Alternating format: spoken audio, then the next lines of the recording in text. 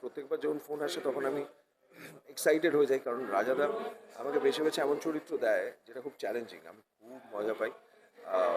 অতীতেও হয়েছে এবং এটা যখন ফোনটা এসেছিল রাজাদার একটা এক্সাইটমেন্ট আছে, সবসময় একটা এনার্জি থাকে রাজাদার, আর সেই এনার্জিটা সঞ্চারিত করে দেয় আমার দিকে।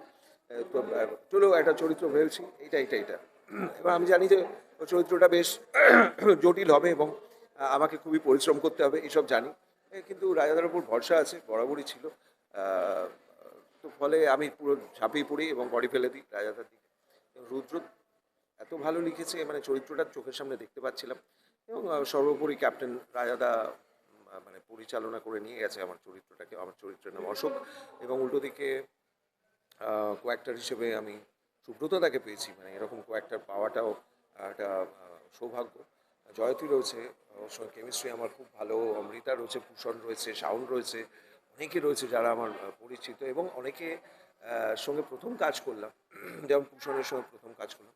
আমার খুব ভালো লেগেছে এই যে টিমটা, মানে পুরনো নতুন মিশিয়ে। হ্যাঁ, তো খুবই উপভোগ করেছি। ক্লিককে ধন্যবাদ দেবো যে এই ধরনের সাবজেক্ট নিয়ে ওনারা ওটিটি প্ল্যাটফর্মে কাজ করছেন। এটা সত্যি প্রশংসার দাবি রাখে। আর দর্শকদের বলবো যে যদি ভালো লাগে, আমাদের সকলের পরিশ্রম সার্থক হবে। অবশ্যই দেখবেন কাটাকুটি 2। টলিউডের খবর পেতে চান? সাবস্ক্রাইব করুন টলি সিক্রেট আর পেয়ে যান আপনার পছন্দের তারকার লেটেস্ট আপডেট।